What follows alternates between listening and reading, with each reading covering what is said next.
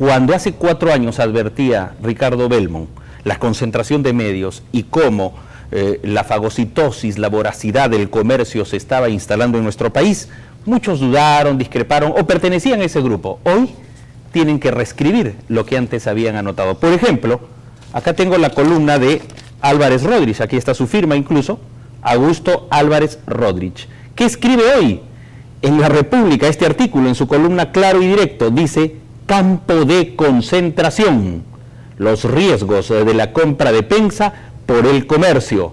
Y desarrolla aquí, parece que le da la razón sin querer queriendo, habla el pueblo a lo largo de todo esto, le está diciendo: señores de Habla el Pueblo, ustedes tenían razón, lo dice Álvarez Rodríguez. Pero hay que felicitarlo porque como presidente de IPIS, y anoche en Belmont Presenta decíamos, IPIS no dice nada, pues hoy zanjó y declaró como presidente de IPIS, del Instituto Prensa y Sociedad, que esa concentración de medios es nociva para la libertad de prensa, para la pluralidad informativa y para la democracia.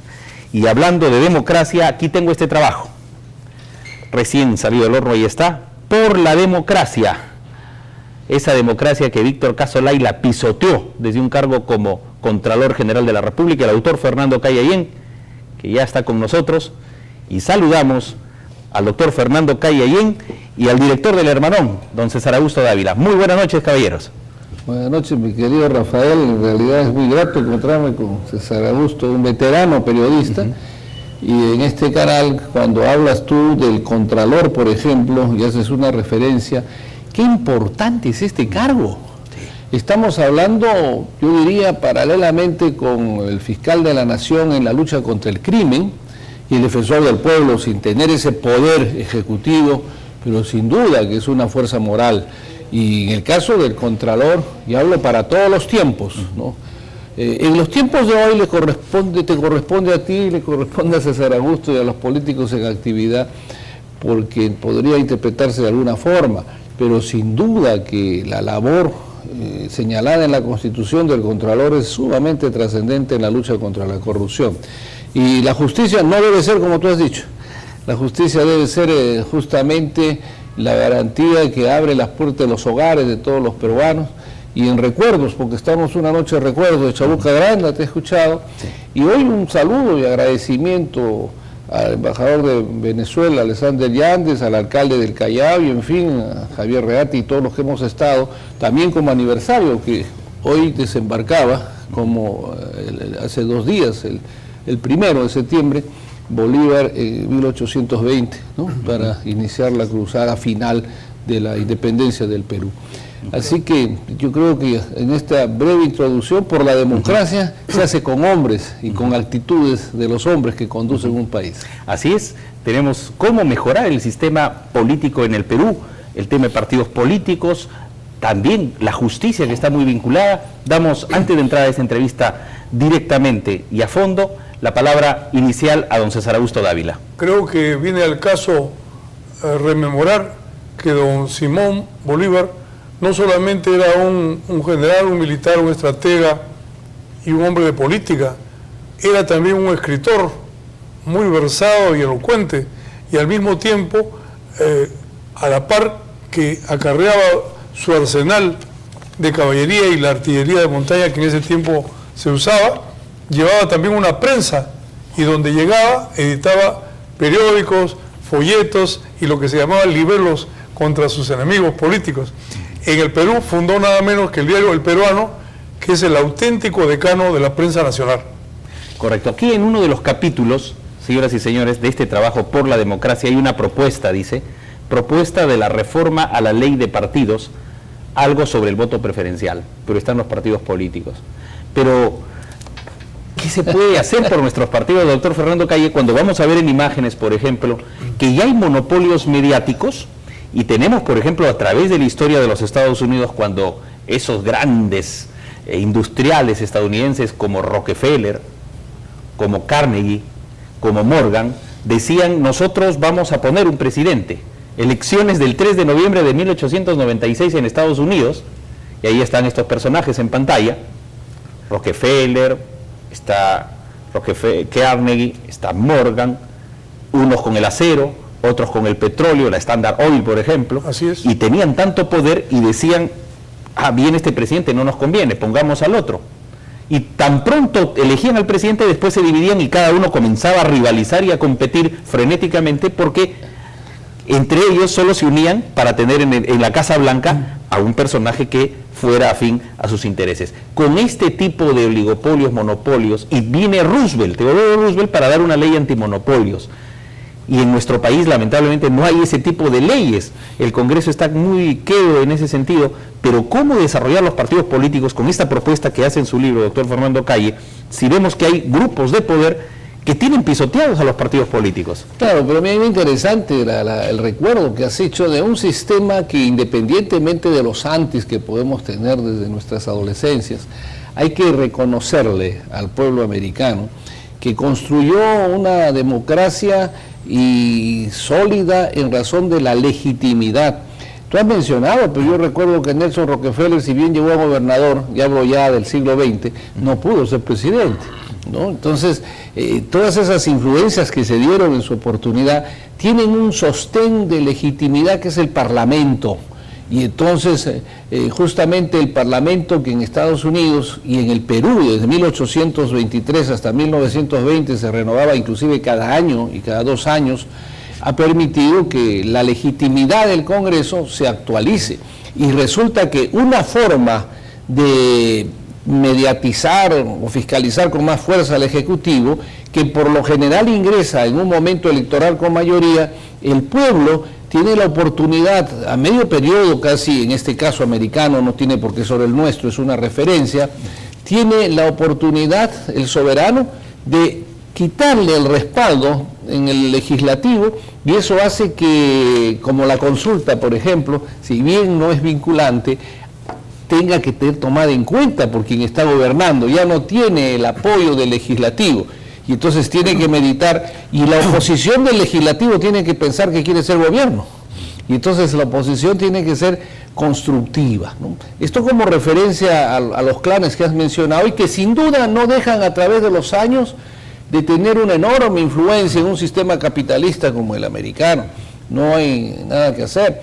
El caso nuestro es un poco, si bien doloroso, hay que mirarlo en el sentido de que podemos construir. Yo cuando escucho, y hace un rato a César Augusto, recordar a Bolívar, justamente el diálogo entre Bolívar en Guayaquil y San Martín, radicaba mucho en las intrigas, en la lucha interna que había en el país para construir la república o la monarquía constitucional que quería San Martín, cualquiera de estas cosas, César Augusto, pero el tema era el antecedente, el ancestro que tenemos del poco apego a institucionalizar el país. Y entonces cuando te escucho, Rafael, y estamos con nuestros televidentes, ¿qué es lo que en realidad todos los peruanos queremos? No es primera vez en que se nos habla a los peruanos desde el punto de vista económico de nuestras grandes reservas. Las hemos tenido desde el guano, la pesca, el petróleo, y bueno, la minería es un ancestro incaico y explotado por el virreinato, pero sin duda no hemos podido consolidar las instituciones. Yo en este trabajo que estamos ampliando otro, y son por si acaso exégesis de lo que he dicho, estoy aquí como un artesano para poder analizar lo que está pasando, y veo pues de que el tema pasa, antes de financiar los partidos, que no me opongo, no vayan a hacerme cargamontón en esto, lo importante es que hayan partidos, ¿no? Que haya institucionalidad partidaria, amén de que de alguna forma se financia a través de la televisión del Estado, la radio, que se les da los espacios, y que no noto con mucha intensidad que se estén utilizando por los partidos institucionalizados, educando al pueblo, fortaleciendo sus grupos políticos, por ejemplo, ¿no? Acá tengo el capítulo, dice precaria institucionalidad parlamentaria, referéndum versus dictadura. Ahí está, precaria institucionalidad parlamentaria, referéndum versus dictadura.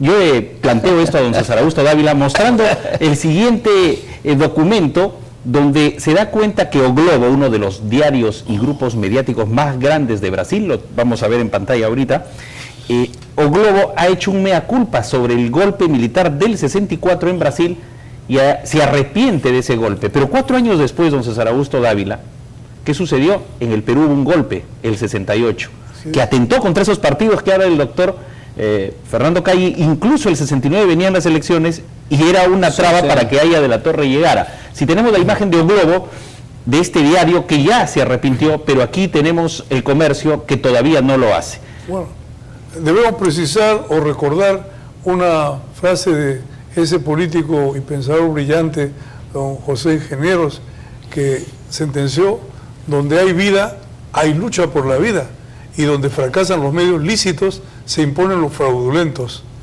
También debemos precisar y analizar que detrás de todas las luchas que la humanidad y la historia casi contemporánea registra, están los grandes intereses, no las ideologías.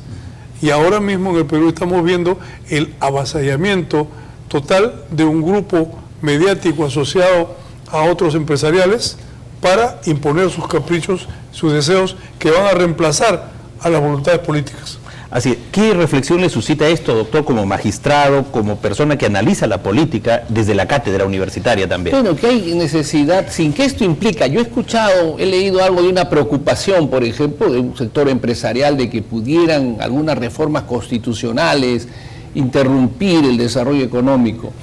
Yo quiero creer que se refieren a que, por ejemplo, una asamblea constituyente violenta que insurja por una grita o una necesidad, a su criterio de las regiones, podrían ocasionar esto.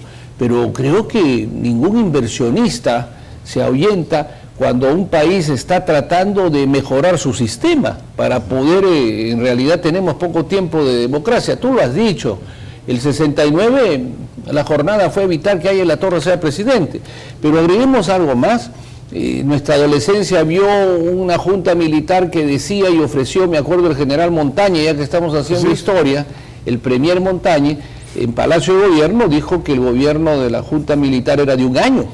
Y eso a todos nos parecía congruente con el gobierno de la dictadura anterior, del 62-63, que había gobernado el general Pérez Godoy y el general Inde, y que se iba a llamar a elecciones. Bueno, el que salió fue el premier, ¿no? El general Montaña, y se quedaron los militares 12 años. Pero lo que interesa aquí ahora es mirar el futuro, recogiendo todas las experiencias que se han vivido. Y fundamentalmente, yo creo que tenemos que ir hacia un sistema para mejorar el Parlamento, en principio de reducción del periodo parlamentario. La reducción del periodo que va de la mano, fíjate, yo escucho mucho hablar del voto preferencial, por ejemplo, ¿no? Y en realidad yo creo que aquí yo te voy a quitar unos minutos y ojalá el oyente y el televidente, la juventud sobre todo, pueda opinar y ver si esto de alguna forma coincide con el pensamiento de los políticos en actividad, en ejercicio hoy, para construir un país que pueda defenderse de lo que se ha dicho, porque los monopolios están prohibidos, las actitudes, lo que pasa por ejemplo, y si nosotros recordamos, la mayoría de los outsiders que le dicen, o los candidatos que han llegado al Palacio de Gobierno, han llegado con un mensaje de anticorrupción, han llegado con la promesa de moralizar. Yo no tengo la menor duda que este es un grito, César Augusto Rafael, desde el siglo XIX, porque no tengo, o quizás aquí puedo ser corregido, pero tengo la impresión que cuando nace el aprismo, por ejemplo, con los 5 puntos programáticos y de la interamericanización del Canal de Panamá, la interpretación dialéctica del marxismo, etcétera, tengo la sensación que las grandes masas del país no la entendieron eso a plenitud, ¿no? La dialéctica interpretativa, la negación del marxismo, etcétera. Pero lo que sí no me cabe la menor duda, porque fue una corriente y que después por el liderazgo de Aya y esa juventud, mira lo que quedó y lo grande que fue este movimiento político, es que la bandera de moralización contra un civilismo claudicante, de la corrupción que decía González Prada. Entonces yo recojo esto porque tenemos a la vista que uno de los problemas fundamentales es la corrupción, y el otro más grave ahora es el narcotráfico, y el tercero que desalienta a todos, pero que hay que ver, como digo, lo positivo, es la impunidad existente, que en realidad se cometen todo este tipo de violaciones a la ética y a la moral y nunca hay sanción. Entonces, en el caso, por ejemplo, parlamentario, yo creo que, fíjense, tenemos que ir a que la ley de partidos, y esto ya no es materia constitucional, la ley electoral, puedan exigir que volvamos a los periodos electorales de hace 6 u 8 meses de inscripción. ¿Qué quiero decirte? Que hayan elecciones primarias, pero elecciones primarias de verdad. Los jurados nacionales en muchos lugares del mundo civilizado ya no son los que están vigentes, pero esta es nuestra realidad. Y lo digo porque, por ejemplo, en Estados Unidos, que has hecho referencia, quien define un proceso electoral es el juez. Así es. Y en Europa, en muchos sitios, paradójicamente, es el Ministero del Interior en Italia el que dirige el proceso electoral. Fíjense la confianza que hay, a pesar de su cercanía a las deficiencias partidarias, pero ya como institucionalidad democrática existe. Cierren los ojos aquí y piensen que el actual ministro del Interior dirige un proceso electoral. Ahora, hay algo, interrumpo, doctor, No, que quería mostrar, pero no me por quites la ejemplo, idea porque... Ahí voy, a apuntar eso. Por ejemplo, de acuerdo, hay ejercicios democráticos como el de Estados Unidos, como el que nuestro proceso histórico tiene, pero si hay grupos monopólicos, mediáticos, que al final desde fuera de los partidos pueden imponer agenda o pueden imponer a determinados candidatos y tenerlos en el Parlamento, vamos a mostrar algo que nos podría ayudar usted a responder, y es lo que se pregunta, por ejemplo, el articulista Jaime Miranda Sousa al escribir este artículo de los oligopolios, y lo hizo ayer en el Diario Expreso. Vamos a verlo. Jaime Miranda Sousa, él dice, el Congreso no da leyes antimonopolio, y ahí tenemos el artículo, pero usted acaba de decir que está prohibido el monopolio. Desde el Tribunal Constitucional, ¿qué sentencias ayudarían a entender eso? No tienen que llegar, nosotros no actuamos de oficio, pero ¿Ha habido casos parecidos? La Constitución es antimonopólica, ¿no? ¿Casos parecidos que hayan llegado? Y la del 79 era más fuerte. Que yo recuerde, no, por lo menos en el periodo del tribunal es muy corto, es demasiado corto para una Corte Constitucional, para ver jurisprudencia. Más hemos hecho y sentado precedentes de tipo ambiental, ¿no? Pero yo no quiero perder la hilación de cómo mejorar, porque sin duda es otro tema interesantísimo. ¿Cómo mejorar el sistema? Porque si nosotros decimos, vamos a tener elecciones primarias convocadas por el Jurado Nacional, con los padrones presentados 8 meses antes, yo lo he puesto así, 8 meses antes de la elección parlamentaria, de gobiernos regionales, etcétera, se va y se tiene que presentar. ¿Qué debe decir la ley? La ley debe decir, señores, solamente los que se han inscrito aquí, el padrón, son los que pueden ser candidatos, los que pueden votar. Y entonces, producida la elección, esa es la lista.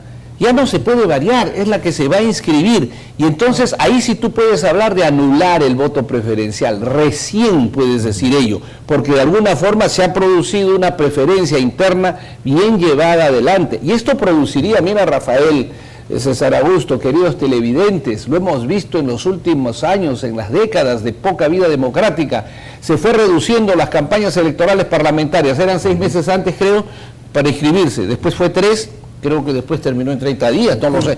Pero entonces en la esquina se hacía una lista, se presentan y se resultan 30, 20, 40 listas parlamentarias. Si nosotros legislamos en primer punto este tema, como lo estoy explicando y lo reitero, en la exigencia 8 meses antes de que se inscriban las listas con la gente que va a votar y va a ser elegida, estamos obligando a que de repente ya no haya 20 grupos, sino solamente 4 o 5. Tendrán que unirse rápidamente, no sé, cumplir conforme haga el legislador. Esto es una tarea para la brillantez que tienen nuestros legisladores, pues esa es la tarea fundamental. Y se han puesto vallas, por ejemplo, porcentajes del padrón electoral para poder inscribirse en nuevos partidos. Al respecto, ¿qué opina? ¿Esas vallas son buenas o malas? Más que las vallas hay que darle la decisión al elector. Yo creo que nosotros tenemos que pensar, como decían los griegos, ¿no? El poder hay que hacérselo sentir también al pueblo, o sea, tiene que haber un momento en que el pueblo sienta que es el gobernante. Y nosotros al reducir los periodos, y lo hablo con una autoridad moral, hace unos años, Rafael, algo mío has leído, yo era de los que pensé que el gobierno municipal tenía que extenderse para que termine su obra. Me arrepiento totalmente y lo digo con sinceridad por la experiencia vivida. Y entonces, porque al final, si la obra es a largo plazo, se le reelegirá pues hasta que termine. Si la gente cree que lo está haciendo bien, lo reeliges. Además, quien no es reelegido y entra otro gobernante, ya sea en el Ejecutivo o en un gobierno municipal o regional, obvio es que si es una persona con conciencia de servicio va a terminar la obra que está en el camino, pero nosotros le damos fundamentalmente al soberano, al elector, al joven, al hombre maduro, al anciano que va a votar, la potestad de decir en poco tiempo, definitivamente yo confío en este señor, lo ratifico o ya no. No olvidemos que esto terminaría con la revocatoria. Esto de reducir el periodo, o sea, acabaría con la revocatoria que nos cuesta a los peruanos una barbaridad, porque desde el momento que el alcalde o el parlamentario, que todavía no hay revocatoria legislativa, vayamos al alcalde, pues gana, al día siguiente ya se instalan oficinas de su adversario para revocarlo. Y entonces tiene que dedicarse a ello. Pero si nosotros reducimos los periodos, Si nosotros hacemos las elecciones en la forma y mecanismo con autorización legal, ahí no hay forma.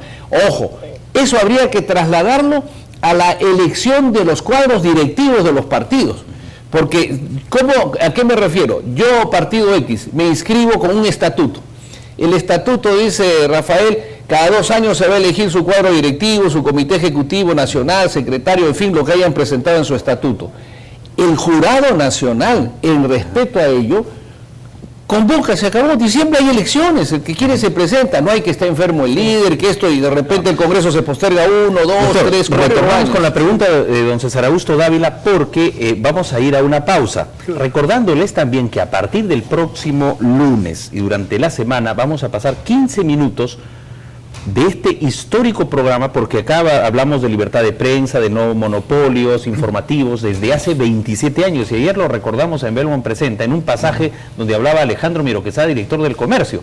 Pues bien, todo in extenso, con los otros periodistas que estuvieron en ese programa del 23 de diciembre del año 1986, el primer programa, y Ricardo Belmont entrevistó a Alejandro Miro Quesada, a Luis Loli Roca, a Paco Igartua, a Víctor Tirado, que venía de la presidencia, en ese momento Secretaría de Palacio de Gobierno, Enrique Sileri y otros periodistas como Efraín Ruiz Caro.